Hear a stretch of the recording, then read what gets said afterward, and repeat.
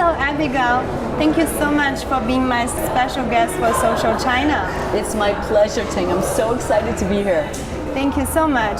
So we're all curious about you.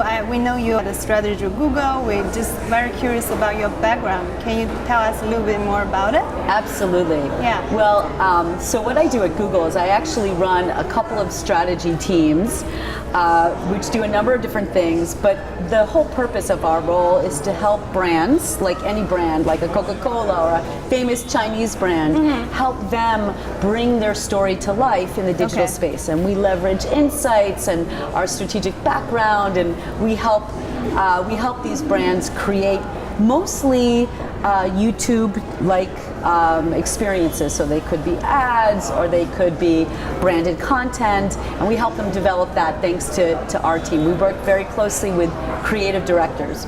But before Google, I actually came from the advertising industry. And so we leverage a lot of my advertising background. I was what was called a strategist in advertising. And so we leverage that background to help our clients really make the most of Google technology, particularly YouTube, but other technologies as well.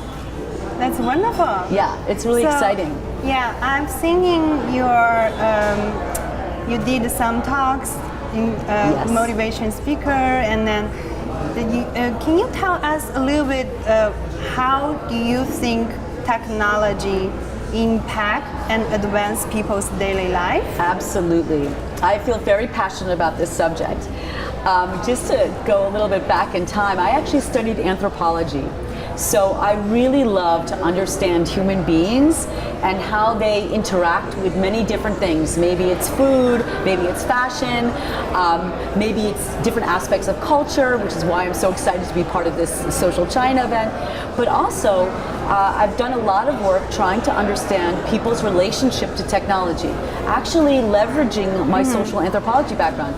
We would work very closely with anthropologists and go into the field and try to understand our relationship with technology. Now, I think we all know how technology has helped us, right? It helps us because now we know how to get somewhere thanks to Google Maps. Or it helps us because if we make a mistake writing something on the computer, we can go back to an earlier version. We don't have to retype it, right? There's so many ways that technology helps us. But they also help us in ways that go much deeper than that, really help us connect with human beings, really help us connect with ourselves and our worlds. And we sometimes take that for granted and we get scared. We get scared of technology and how fast technology is moving. But really what we human beings do is we're really smart as human beings. And we want technology to help us. So we find ways, even ways that the people who created the technology didn't even realize were going to be helpful. We find ways to make technology helpful. And so a lot of the talks that I give are about what I call humanizing digital, which is that anthropological understanding of technology. The other type of talks that I give are all about being creative. And I talk about how we are all creative. You don't have to be a super duper designer to be creative. You don't have to just be an artist like all the wonderful artists you have downstairs. But we're all creative in our own ways, because being creative means coming up with interesting solutions. It means coming up with ideas. And so some of my talks are about technology and some of my talks are about being creative. But I also have another side of myself, which is about beauty and fashion, and that's a big passion of mine. So this whole event, Social China, and being at Laborde is such a great way for me to express my love for fashion and beauty and culture. Thank you. And that's another question actually following, because you mentioned about you have a beauty blog. And so my question is, what is your passion? I know this, you have a very strong technology background. What's your passion outside of technology? And also, what do you do for fun? Right. Well, luckily, I get to do a lot of fun things, both at work but outside of work. But I'll start talking about the beauty side of things. I was always fascinated by beauty and fashion and found ways to incorporate that passion with what I was doing, whether it was in school when I studied anthropology and I wrote a paper about the miniskirt, an anthropological study of the miniskirt, and even when I joined Google and started working in the technology space, I found a role for beauty and fashion in that world as well. But because of my interest in anthropology, I try to understand why people do what they do. That's basically the study of anthropology. So why people wear what they wear, or why people eat what they eat, or why people dance the way they dance, right? Yeah. And then when I moved to advertising, I actually brought that same interest. So there it was really about understanding why people buy what they buy, from those shoes to that dress. And then with beauty, I got fascinated by, well, why do people have the relationship they have with beauty? Why is it that we in America, we sometimes demonize beauty, but we idolize beauty? And why we think about beauty differently than, let's say, Chinese women think about beauty, which is fascinating. Yeah. And so I started doing a lot of study of that. And again, it's really just about trying to understand why. Yeah. And for example, I bet you right now, somewhere in the world, there is a fashion contest. There's a beauty contest going on, because there's just this fascination with beauty. And then I took that same desire to understand why to Google, where I tried to understand why people have the relationship they have with technology. And some of that study actually helped me understand people's relationship with beauty, like around selfies, or our understanding of photography has gotten so much better because of technology, and that's related to beauty. So a lot of these worlds intersect. So when it comes to fun, a lot of my fun is actually doing the things that we're talking about, right? Like exploring beauty and exploring fashion. But I do have 3 children, so I have a lot of fun with them. They're teenagers right now, so I have a lot of fun with them, and I also like to exercise. And of course, I love people, so I love being with my friends, going out with my friends. New York is such an amazing place to explore different restaurants or museums or shops or bars with my friends, like what we did the other day when you took me to that amazing Polynesian bar. That's how we met. That's how we met. We went for cocktails. Exactly. So that's so much part of my fun, is trying to connect all my loves. My love for people, for fashion, for New York, for culture, for new things. I love just being able to combine all of that. Yeah, I think today everything is about getting connected, especially when it comes to people. Absolutely. Yeah. Absolutely. And this is such a great example of that. Yes. Right? I totally agree. And what's your next plan in general? Oh my gosh, my life has been so crazy and fun and unpredictable. Like, who would know that I would have met you a few weeks ago? It was just a few weeks ago. I know. At this Polynesian bar. Believe it. And here we are. We've been knowing each other forever. I know. But it's actually like only less than a month. I know, it's only like less than a month. And here I am in this latex dress at my friend's store. Look fabulous. And we're doing this event together. So I can never really predict what's going to happen, but I am excited about exploring more of my relationship with different cultures, like the Chinese market. Loving to express more and share more of my thought leadership.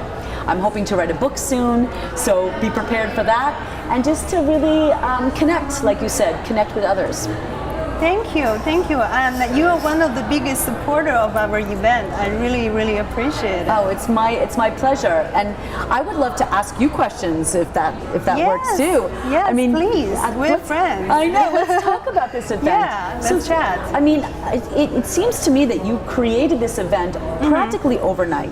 Tell us about what this is all about and why you wanted to create Social China, this event. Yeah, this whole event, I did it out of scratch within a month. But I feel like I have this very strong passion of doing something truly connect cultures. Yeah. I'm from China, so I live in America for 10 years. So my passion is always related to how I can connect the two cultures together between China and the US. So the reason I created this event is I want to bring people together. So I want to create this platform, which I feel like there's a very strong desire there that American people, they're very curious about Chinese culture, and the Chinese people, they're curious about American culture, but there's not that many occasions, or let's see, I feel like my event is very social and this kind of more relaxing atmosphere for people to just make friends and get to know each other, and then get connected through culture, art, and fashion. I'm sponsoring 2 artists and 1 fashion designer to promote their work. So that's another part of what I do this event, because I feel like there's so many talents. They need help to get promoted. Which artists are you promoting? I'm promoting this New York-based street art artist. His name is Chris Riggs. I actually have a story with each one of them, which was, I had a description on the exhibition. People can read it about my stories. So all the 3 artists, I met with them through social media. All of them. Yeah, I found them, we got connected, we shared the same vision, and then here we are. And then the second artist, he is only 20 years old. He's not here. Wow. Because he lives in Israel, and his work has never been exhibited. Wow! But I think he has this very unique sense of humor and very unique imagination. I love his imagination, how he combines people's daily life with pop art. What's his name? His name, I actually don't know his name, because I asked what's your name, he preferred to be called Max164. So Max 164. Yeah, he's only 20 years old. He lives in Israel. That's fascinating. Yeah, so he's very excited, and then I just want to help him out. Right. Yeah. And you're sponsoring a designer, a fashion designer, right? Yeah, the designer I found their style through Instagram, and I think it's very interesting. And then it's a brand that's not serious. Let's just have fun. Yeah. That's how I look at it. But I'm a big fan of pop art, so their style is very pop art. And this is this brand, the Bizarre Fashion Boutique. Bizarre Fetish Couture. And the main designer, she's only 18 years old. I didn't know that. So when I saw their lines through Instagram, I just immediately picked up the phone and called them. Interesting. Because 1, I really like them. 2, I need to put this event together in a short term. So I picked up the phone, I called them, I explained what I'm trying to do, and I said, do you have a friend in New York that can bring your pieces here? I want to show you pieces. And then they said, don't worry, we will fly over. So they actually paid their own plane tickets to come here to the event. So all those things, it's very, very rewarding for me. Throughout the process, I got so many people supporting me to put this whole thing together. The board is sponsoring me for the space. So that's the reward I got through doing all of this event. But what's so amazing too about you is you don't hold back, right? You don't try to work within the characteristic or traditional lines. You say, I'm going to go for it. I'm going to go for interesting designers. I'm going to try to become friends with many different types of people, and you bring them together. And most of the time they say yes, right? Yeah, and then they really, when they see I do things like this, I got more and more support. Right. Like there's so many people. The trickle effect. So it's not an event I put it together by myself. It's everybody supporting me. There's so many people involved. I'm just the one that started the idea. So and then it leads, and one has another idea and another snowball. It's like a snowball. It's rolling bigger and bigger and bigger. Exciting. And then, So why is it important for you? You mentioned this before. Why is it important for you to connect cultures, especially Chinese and American cultures? I think I think culture only civilization only evolves through cultural connections, and then we're living in a very high-tech driven age today. So I think it's given us so much access to get connected than back in the days. So which we have so many tools, and we can not only get connected but also get connected very instantly. So for example, how I connect with the artists and friends, and it's very instant. Everything's instant. So it's you know, it's just much easier than back in the days. So and I think you know, we just need utilize technologies and then solve problems and then make our life better. But it's interesting because one of the things that I notice you do often is, yes, you leverage technology, especially to find the artists or the designers, but then you bring them together in a space, right? Yeah. So it's humans to humans. Yeah. Why is that important? Well, I think at the end of the day, the most I think there's no communication can be more powerful than face-to-face communication. So I think, you know, I use the technology as a tool to bring people together, but at the end, you know, it's a human interaction that really, you know, is the most powerful communication, more powerful way to get connected. So since you've lived in both worlds, you've obviously been born, you were born in China, you were raised in China, now you've lived here for 10 years. Tell us what it's like to be an American, and what did you learn by living here in America? Yeah, I think I learned the most is innovations. I become bolder, and I like to try things new. I like to think outside the box. The reason is I'm in this very environment, people support new ideas. When you have an idea, as long as you have an idea, people will say, do it, just do it. Yeah. That's what I did for my event. I had an idea, and then, you know, there's a lot of challenges because of a short notice, but I just do it, and I did it. Right, you did have a lot of challenges, but you made it work. You made it work, you persevered, right? Which is so beautiful, and it sounds like that's both part of your personality, but also something you gained from living in the States, this kind of notion of just do it, right? And this make courage, it happen. Yeah, the courage, and then it's truly is, America is a place, if you have a dream, if you pursue it, I believe it will come true. Absolutely. America is the only place can make that happen. Which is evidenced by this amazing dress that I'm wearing right now, courtesy of a teenager. And it's so exciting and fun to have to wear it, and I look forward to so many more of their designs.